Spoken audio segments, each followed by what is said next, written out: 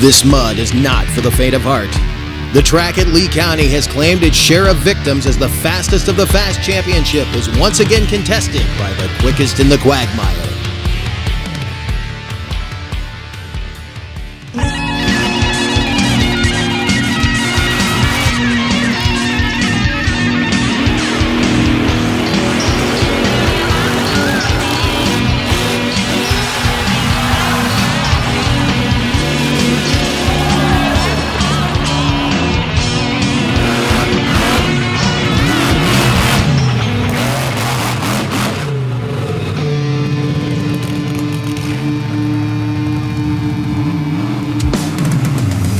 You know, we are in Sanford, North Carolina at the Lee County Mud Motorsports Complex for the 2024 Fastest of the Fast. And we are getting ready for a massive field of vehicles to take on the deep pit. We had some great action with the big tire and small tire modified DOT class yesterday over here. We had some great hot street action. We've had some great fast track action. But this class is what the people really come to see, made famous by that machine right there. And the man himself, Daryl Jones, the late, great Daryl Jones. There you see Daphne getting towed out to get ready for a great class of trucks, a very diverse field, and some potential record breakers in that field, and tons of past champions ready to go, some sleepers. This guy right here is going to be one to watch, I'm telling you. Robert Gallagher with massive horsepower in the Rabbit Hunter and some of the best straight-up bog trucks in the country. A few new machines we haven't seen before, a few machines we know from other areas of the country, but we've never gotten to cover, and we can't wait to watch them come to the line again with a big truck count this weekend. Very glad to see that. They're all down there in the hot pits, but we are going to get ready with our first machine on the line, the turbocharged V6 powered Toyota pickup out of Smithfield, North Carolina. This is Dylan Creech in the Johnston County Red Snake. Ran well in the DOT class yesterday. Now on the cut tires, we're going to see how this machine does as he gets lined up to take the first shot in the deep pit. Truck may be a little underpowered for what we're going to see later in this class, but he will give us some idea of what the consistency of this pit is right now under the sun.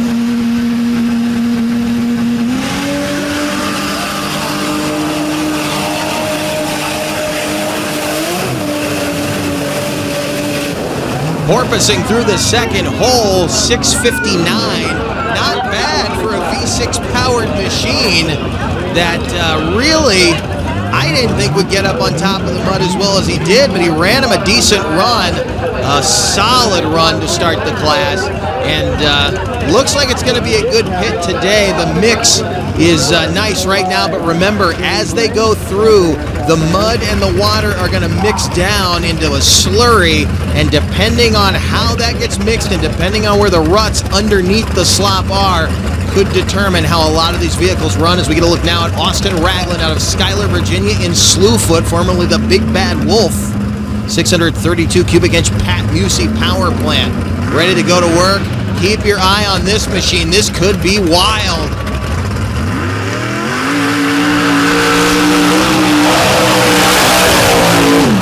All over the pit, and the cameras are already muddy. We're usually not muddy until midway through the field, but Ragland made darn sure we got covered in some. He may have gone out of bounds, though. It looked like he was up on the bank when he came through the end of the track. We'll get a look at it right now. The officials down there trying to determine exactly what the official call will be, but look at him staying after it. Completely sideways. The rear tire stepped out onto the embankment, but the question is, did he ride the berm through the clocks or not? It looked like he did, but we'll find out now. Benny Bloom out of Belle Plaine, Iowa in Eye Candy. Be our first look at this vehicle. This one should be super quick and really akin to the mud racing vehicles that I grew up with in the 90s.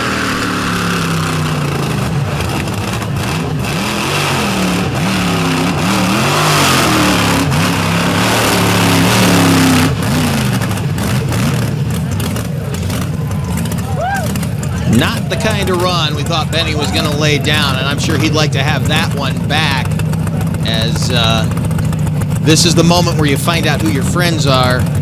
Whoever wants to walk out there and try to get a strap on the back of that thing. I don't know that he towed a strap either, because I think he thought that car was going to go through for sure. I thought it was, but an apparent problem with the nitrous system bogs down an otherwise potential dominator in this class, but Bloom is going to wish for that one back. Again, you can see he had a power problem right there. At this point, he's just hoping to get the machine through the end of the pit so it doesn't have to get towed back. But here's the interesting thing. He just shoved a shelf of mud right up into that second hill, and that could make things interesting for this man, Ron Bettming out of Cedar Rapids, Iowa, in this 427 small block powered Jeep Chevrolet power in this thing.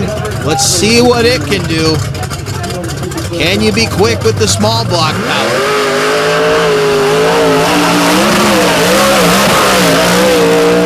Oh, yeah, you can. Ron Bettming letting it all hang out of 419, and he made a right angle turn at the end of the track.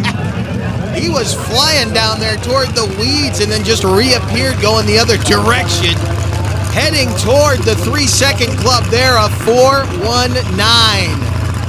For the black Jeep out of Iowa, and look at it fly. Darn near perfect right there. Got the wheels back on the ground quickly, but still got that little bit of air that the fans love so much. And then again, right here, this was the most amazing part to me. Look at that. Had to have drifted when he disappeared from us down there. Makes the right turn into the pits, but now you hear the thump of massive horsepower, 959 cubic inch Pat Musey power plant in the front of what I think is the sleeper in the field, the Rabbit Hunter, designed, built by Robert Gallagher out of Slippery Rock, Pennsylvania. Could be a giant killer in the sport. You hear that low thump of this massive cubic inch engine with nitrous. If you can get the nitrous right, this may be the fastest vehicle in the class here today. Let's see what he can do.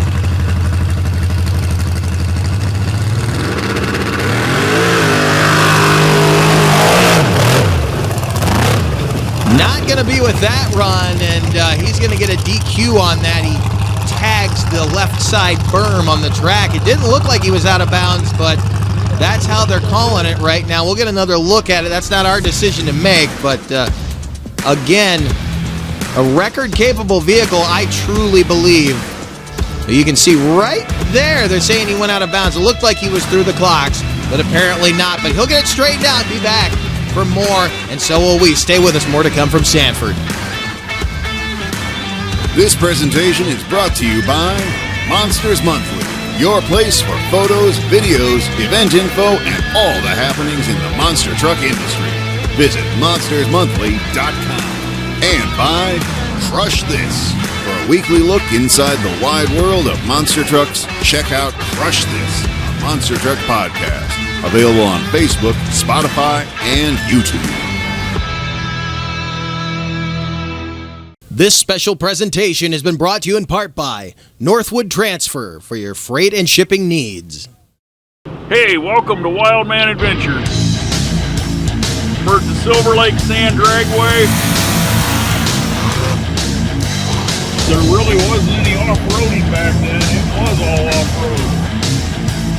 We're on our way to Lima, Ohio. Got wooden wheels. Oh, it's slippery as all get out of. Hey, we're here with Rich Cummins. Hey, we're here with Mike Potter. Hey, we're here with Alan Pizzo. Gotta check it out.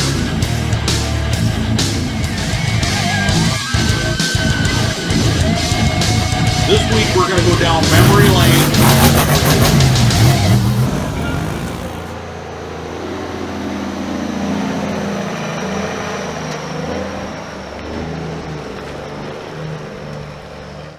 This program is brought to you by RPM Army.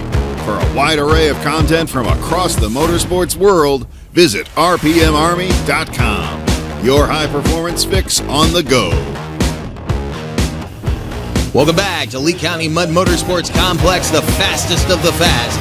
Continue here in session one, and it is Ron Bettming up on top of the field with the black Jeep out of Iowa, and about to line up as a vehicle very similarly built, but with an 8-inch longer wheelbase, also out of Cedar Rapids, Iowa. This is Justin Hard in Hard Times. 46 Chevy with a blown and injected big block Chevy.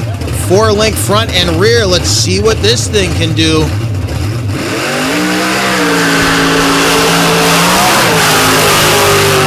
Getting rattled in the pit there. 419. He is 1,000th off of Back in Black's time. And again, Back in Black leading the field currently. And we're waiting to find out. Now, I can tell you, by the way, Slewfoot ran a faster time than Back in Black, but we've not gotten word as to whether that's an official time yet. It may be. So Austin Ragland may be yet leading the field, but we don't know because remember, he tagged the bank over here, and we've not gotten an official word on that DQ. But Justin Hard getting in that territory again, headed toward the 3-second club, and I guarantee you to win this weekend, you are going to have to go under 4 seconds. As you can see, the condition of the pit is still pretty good. Had a few ruts in there, but it's not too bad. That's looking down at the second hill. Here comes a guy who can get the job done, though. Regular down here in Lee County. This is Denny Curley in Rowdy Snoot, member of the legendary Curley family. These guys are record breakers. They are champions. This truck and its sister truck win a ton. This Dodge team ready to try to shoot at the rest of the field. 521 cubic inch Noonan Hemi.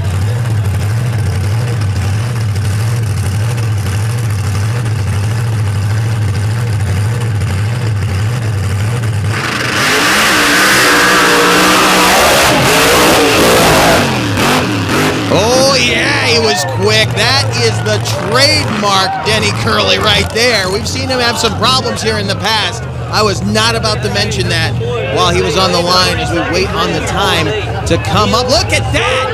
A 3:49 with a 3 for Curley coming through the finish line. And I do believe that's a new track record. It is. It's going to be a new track record for Rowdy Snoot. We have our statistical crew researching that is possibly, unofficially, the fastest time ever recorded. All right, now you hear the announcer in the background. There is a little stir. Hey, look, it's Mike Erdely walking up the track here toward us. Good to see him headed this way. Going to come up and hang out in the tower here this weekend. By the way, we did just receive word that is not just a new track record, that is a new world record for Denny Curley. Now, David McElfresh out of Pittsburgh, Pennsylvania has to try to follow that up, but the pit is nicely groomed by the truck in front of him, so he at least should have a good pit for Fired Up to run in out of Pittsburgh. The 84 Chevy short bed with a 512 cubic inch Rodak engine.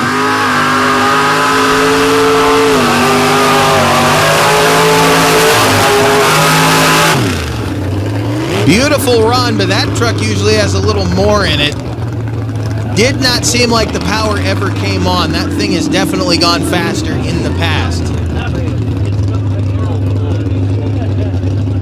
There's definitely not a driver error or anything like that. It looks like he may have been actually having a problem with that power plant. That thing should have flown right through the pit, and it looked like he was really digging to get out of there. Never really turned it on the way we're used to seeing. Maybe a problem with the nitrous system. We'll find out before the end of the day. Up next, another Chevy short bed, though. This one out of the Hoosier State, 426 cubic inch Chevy small block with Brodix aluminum heads. This is Tim McClanahan in the Animal. This one is always interesting to watch. It tends to bounce its way through the pits. It's a 6-inch lift with leaf springs. Truck weighs in at 4,300 pounds. So we'll see what McClanahan does there. You see him purge the nitrous, so he's got that working for him. See if he can turn it on.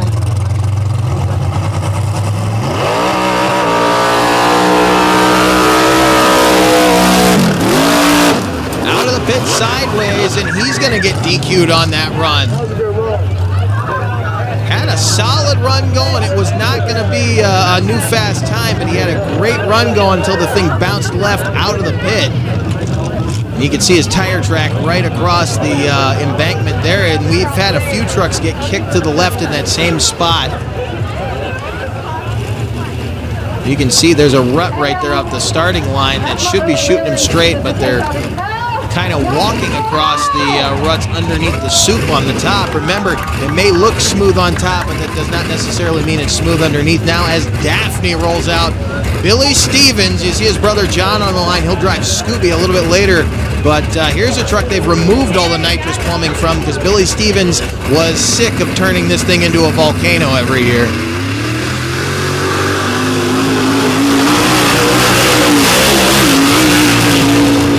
Raw horsepower, 600 cubic inches of big block Ford going to work there. A 524 with no power adder is not bad for that front engine Ford. We'll see the rear engine Scooby out again just a little bit later. His brother John, who you saw on the starting line there, will jump in behind the wheel of that one and take it down the track. But Billy kind of cleaning up the pit here for a couple of these guys because he laid down a nice straight pass there in Daphne as you hear the rattle of the 572 cubic inch Chevrolet power plant on the line with nitrous. As you can see, this is Trey Gagino, second generation driver out of Newport, North Carolina.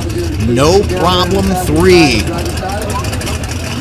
Trey ready to take his shot here. This is a vehicle that's definitely capable of getting past the record. It's just how straight can he keep it? This is a guy who either will give you a winning pass, he'll get down there in the low numbers, or it's going to be wild and he'll park it right there in the third hole. We've seen him do that a couple of times. Fingers crossed. I shouldn't have said that before he took off. We'll see what Trey can do.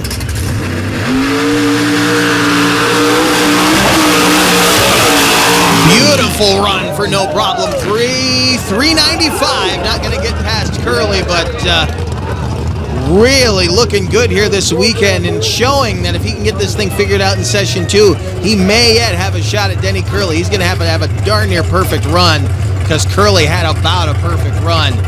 Makes you wonder when we come back here what the capability is going to be to get past the record that is now sitting atop the heap, because again, it was such a perfect straight shot for the white and orange Dodge from here in North Carolina, that a run like that, which could win the class any other year, is not even in the territory right now. That is how quick that Rowdy Snoop went. As Larry Corbiel rolls out of Constantine, Michigan in this Ford-bodied machine called Outcast. Not sure what's under the hood. He normally runs big block Chevrolets. Haven't seen this machine run the pits, but we've been seeing it run the fast track all weekend long. It seems to be a pretty solid piece.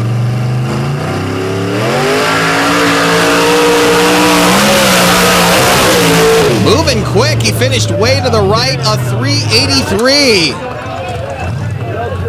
So Outcast outrunning No Problem, but that 349 is just, I mean, again, it's going to be so hard to walk around that number, and these runs that we're seeing are definitely not slow. So this could be a history-making class here this weekend in Hull. Not just the truck that's sitting on top right now, but how hard these guys are going to have to go to try to get around him now as Jeff Johnson rolls out of Garner, North Carolina. A guy who definitely knows his way around a pit. You may remember a little blue Ford called Aftermath. If you remember that thing, you know that this guy is capable of clearing this pit. How quick? That remains to be seen. Let's see how the black Ford does. Again, Jeff Johnson out of Garner, North Carolina. This is the Carolina Reaper.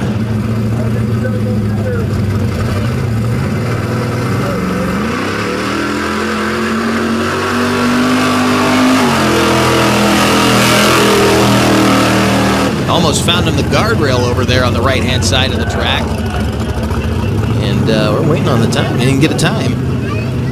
6:49 with a 7 is the word we're getting on that run. So 6:49 with a 7 for the Carolina Reaper. Not sure what happened right there, as we didn't get a readout on it, but that is the time we're getting now. Is Donnie Miller, another vehicle we're not real familiar with, rolls out of my home state of Virginia, Charlottesville, Virginia to be exact, in this beautiful black Chevy S10.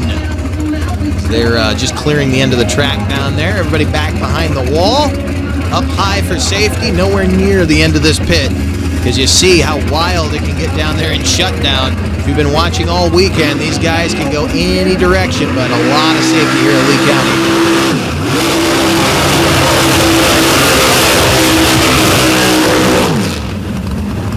Not what he was looking for right there. It seemed like it tried to come on, but it dug itself in, so he may be having trouble delivering the power even with the nitrous, but solid run. We'll see what he has when he comes back for session 2, as again, that is our first look at Donnie Miller in the Charlottesville, Virginia-based Chevy S10. Beautiful truck, and it looks like it's going to be a fast one here later today. Just Denny Curley, again, I mean, you don't have to say it, Denny Curley sitting on top of the field with, as you see, a world record 349 with a 383 is the next closest time with Larry Corbiel, Trey Gugino, Austin Ragland, and Ron Bettman. And you see Ragland did indeed get on the board in 4th place, as they said that's an official time. I'm not sure exactly what the argument was, but the DQ was taken off as the man himself, Denny Curley, continues to lead. The bar's been raised. Can anyone get over it?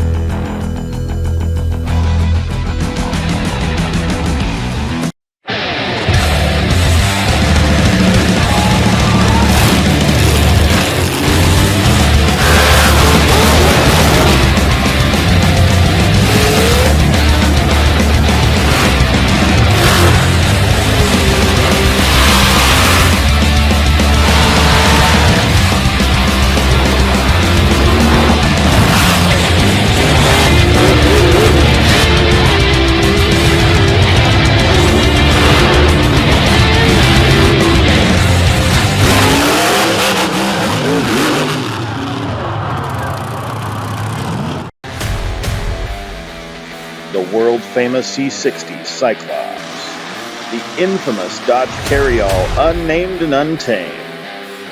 Get yourself a one-of-a-kind toy of a Mudbogger trim monster truck at freedomracingmt.com. This presentation is brought to you by Pioneer Pole Buildings. Looking for reliable strength on your next building project? You want a partner as tough as the task ahead. Pioneer Pole Buildings. Built for you, built to last for over 25 years. Well, if they weren't standing already from the action we've seen here today, they're definitely standing now as the one and only Scooby rolls to the starting line. Johnny Stevens at the wheel. You see Billy Stevens on the line, getting him lined up. The Stevens brothers keeping these trucks tuned, keeping them maintained to come out here and run in front of the fans. May not be a winning run here today, but this is definitely going to be a tribute to the late, great Daryl Jones in his own backyard, literally in his backyard. His house, as you can see, just on the other side of those trees. You see the roof right there.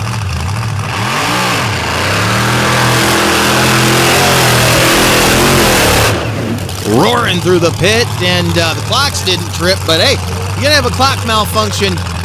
What better truck to have it happen on is, again, it is always a tribute to Daryl Jones. Anytime Daphne or Scooby come down this track, we saw Billy earlier in Daphne. He actually ran that thing in the DOT class last night, and as I said, took all the nitrous plumbing off of these vehicles because they were blowing too many motors.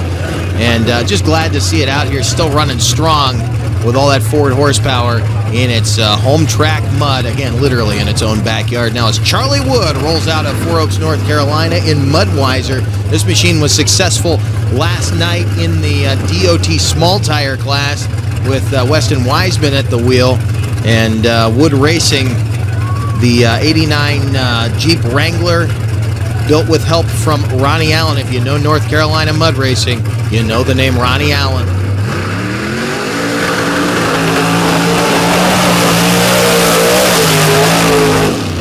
Kind of an uncharacteristic start for that vehicle. He got whipped around there on that chewed-up starting line.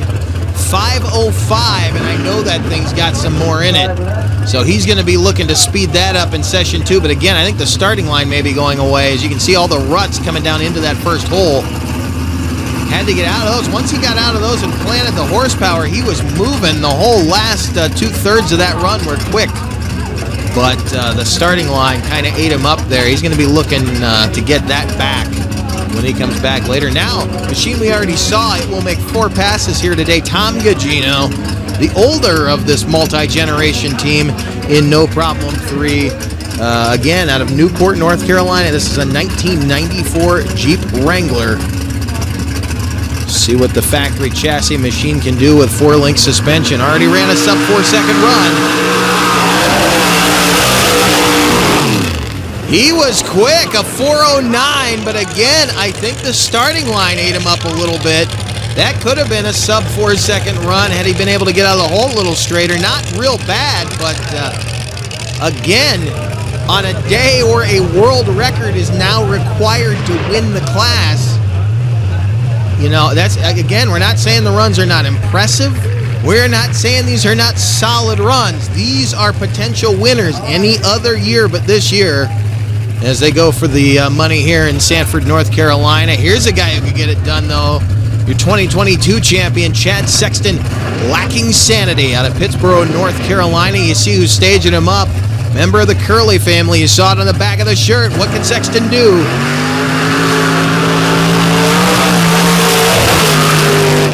Oh, yeah, he was quick. A 3.9 flat for Chad Sexton and lacking sanity. If you remember back to when we were here in 2022, the winning run that he made, he cleared the last hole and landed in the remainders slot down at the finish line. He landed about the center of the last hole there. Awesome ride. They're going after Curley, but it's going to take some hard work to get there now as Sean Stevens rolls out from right here in Sanford. High-class white trash. They had to put the drive shaft back in this thing this morning.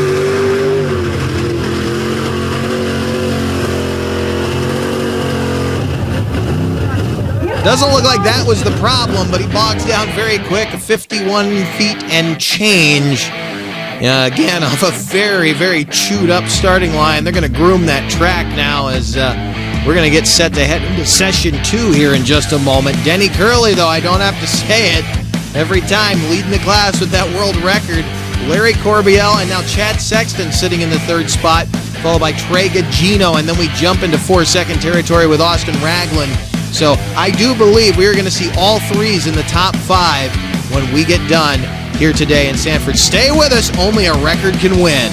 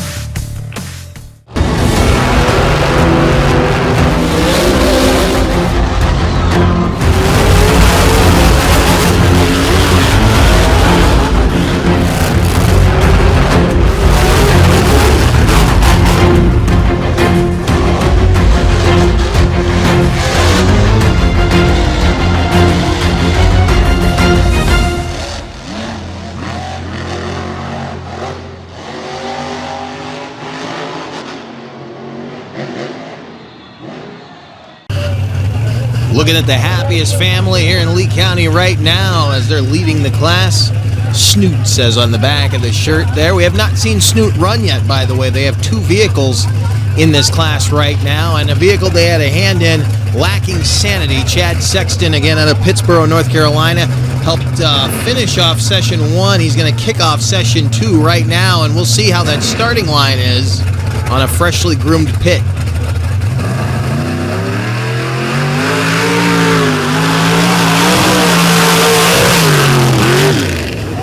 A lot of wheel spin on the starting line there. A 4.16.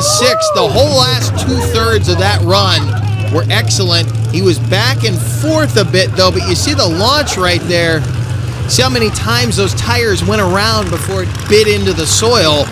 And we finally started to see a little bit of that clumpy red clay flying out from underneath the mud. And that's an indication that starting line may be about chewed up. But we will see. Again, they groomed it, but what will happen sometimes when they drag the pole through, it'll actually drag slop up into the staging area, and that can affect the way these guys start. Now as Johnny Stevens rolls out in Scooby, hoping for a time this time. Didn't trip the clocks. The big block Ford-powered rear-engine machine from right here, Lee County Mud Motorsports Complex.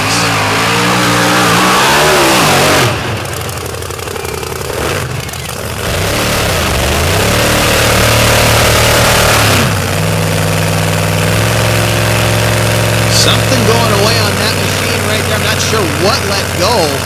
That was an interesting run in 11:96. Not the way the Stevens brothers wanted to end their day or their weekend here in 2024, but they'll be back. Crowd loves just still seeing this truck run, and it's the cleanest it's going to finish a weekend because this thing got ragdolled here a couple of times. In fact, sometimes finish the weekend with the axles ripped out from under it, as we're going to get a look at a vehicle that's scratched in Session 1. This is Ronnie Allen, who I said had a hand in building that Mudweiser machine. This guy could win this class here today, but he's going to have to go mighty quick. The Yellow Jacket out of Four Oaks, North Carolina, 1946 Chevy with a 447 small block Chevy power plant, Power Glide transmission, a Profab transfer case. R&R Racing, again out of Four Oaks.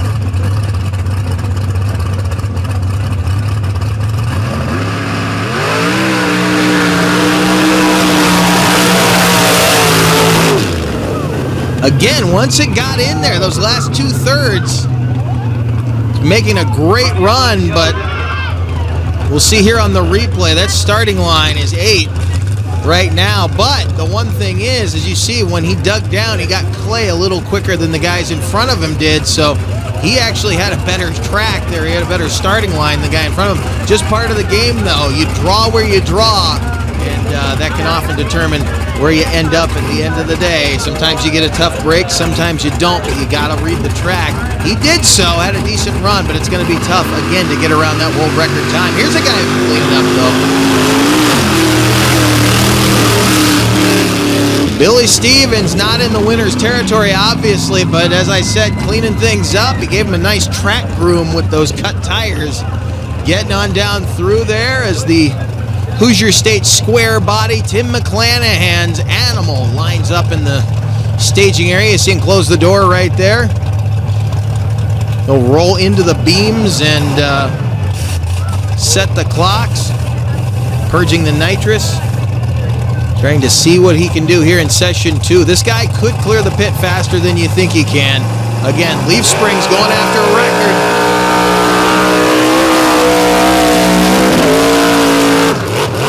On through there. He had problems right from go, though. It looks like he tried to line up out of the ruts, and when he got on the power, it dragged the rear end down into the ruts. We'll get another look at it here in just a moment, but you can see how far out the mud's getting dragged from the end of the track, so they're throwing mud out of both ends of the pit, but he got clay quicker. The problem was he lined up on top of the slop. He was trying to get out of those ruts, I think, to hopefully have a straighter run, but it ended up backfiring on him. That left rear dropped in. It kicked the rear of the truck around to a left, and the front end started to turn him toward the guardrail there.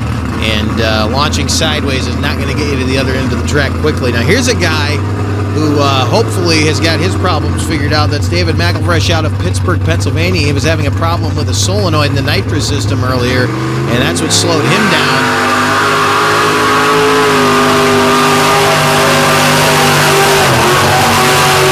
Looks like he's still having that problem. Again, a very uncharacteristic run for that truck, but we do know he is having an issue with the nitrous system.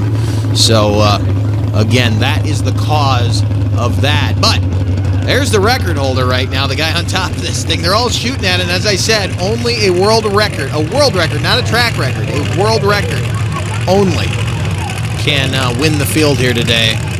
As Rowdy Snoot gets ready to head back to the starting line, you see Snoot parked behind it. We have not seen Snoot run yet. So we get another look at McElfresh's run. You can see the pit smooths out. There still are ruts underneath the smooth parts, though. When you get down into that thicker stuff, some of those ruts remain and can throw you around. But McElfresh may have done this guy a favor. However, he may not need it. Let's see what Rowdy Snoot does here in Session 2. Denny Curley. Definitely not as clean. He gets whipped around. Still runs a 382 in that pass. Look at him. Got in the ruts.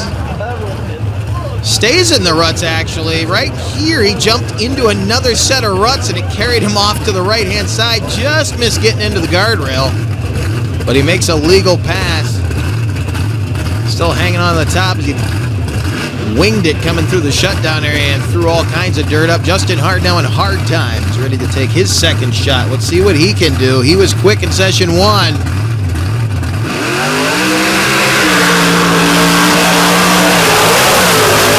Out of bounds right there. You saw him get up on the bank big time. Front wheels and all. And yeah, that was a very obvious DQ. That is a fast truck. I hope these guys come back next year, because if world record territory is in the cards, and again, it doesn't, next year when they come back, the clock's all reset. You don't have to beat the world record to win the class. But as fast as he was before he did that, this is a guy, this team out of Iowa, I think, could be giving the Curlies a run for their money next year. Now, here's a guy who might be the spoiler of this whole thing. Robert Gallagher, the Rabbit Hunter, again, 959 cubic inch Pat Musey power plant with nitrous. Can he keep it straight?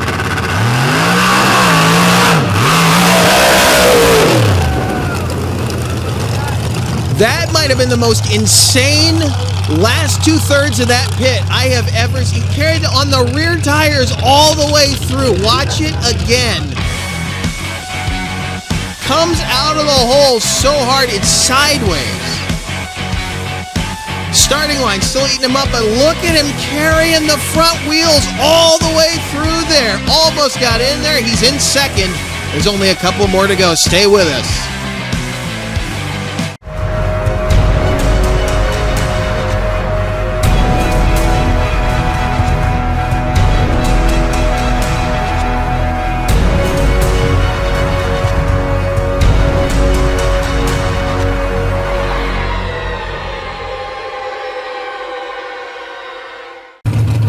As the sun sets, Snoot rolls out to the starting line here in Sanford. That's DJ Curley in a Dodge D50. 572 cubic inch alcohol-injected Mopar wedge power plant with nitrous. Denny Curley told me no Mitsubishi motor in this thing. Let's see what he can do. One of the winningest trucks in mud racing. A little uncharacteristic right there. He had to pedal. It started to come toward the left bank. Wisely backed out. Didn't want to DQ. Still had a shot at some money before he rolls out of here this weekend. But again, look at it. Gets cross-rutted right there. He rolled across a little bit of a zigzag, and it pitched him off to this side. Not too bad. But with the way things have been going here today for guys who didn't let out of it, it's probably best that he did so. Didn't run out of bounds. Now, Ron Betmink back on the line. His little black Jeep out of Cedar Rapids, Iowa, back in black.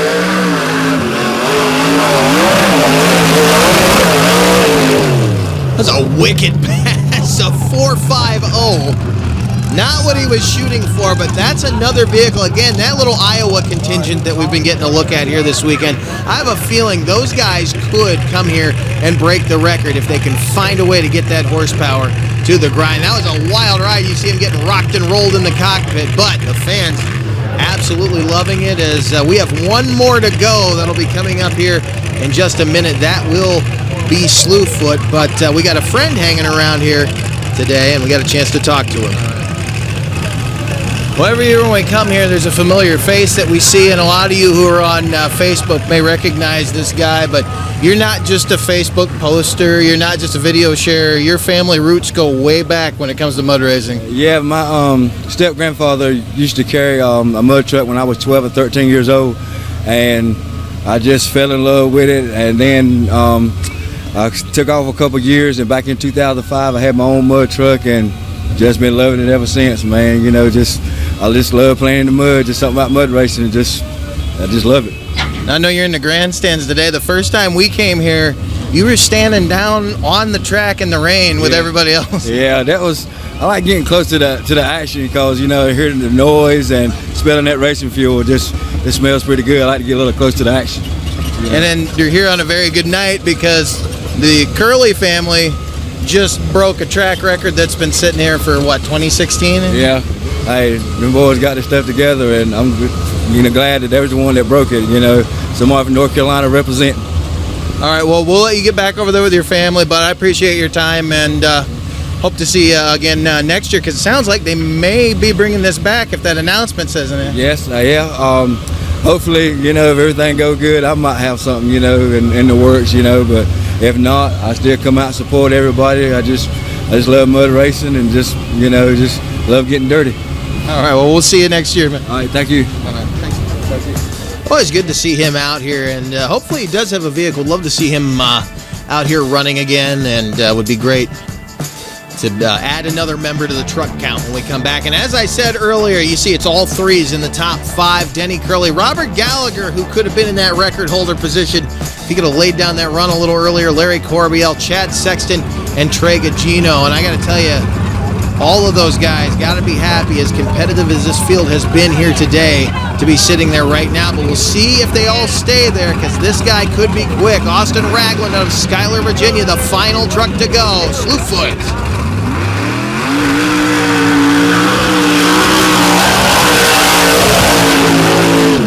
Getting bounced and bucked around, not going to be fast enough. A 4.36 for Ragland to wrap up the field, and he laid it down. It just wasn't quick enough here tonight, and again, in one of the most competitive fields we've seen in quite some time. The fans getting a wild show all weekend long. World records, wild rides, didn't really have any crashes to speak of, which is always good when these guys can finish shiny side up, because it doesn't always work out that way as we wrap things up here from Lee County. But this is the man of the hour, Denny Curley, the world record holder now in Rowdy Snoot out of North Carolina, the Tar Heel, coming home and taking the big win out of Sanford, North Carolina. And that gives these guys not only something to go after in terms of unseating the champion from this year, gives him a target on his back, but they're also going to be going after that record when we come back here in 2025, and we will be back in 2025 to Sanford, North Carolina. Thank you for joining us. Thank you to the crew here this weekend for their hospitality. We will see you next time. This Back Channel Productions presentation has been brought to you by Gemini Associates. Whether you live upstairs, downstairs, or anywhere in general, we are here to serve.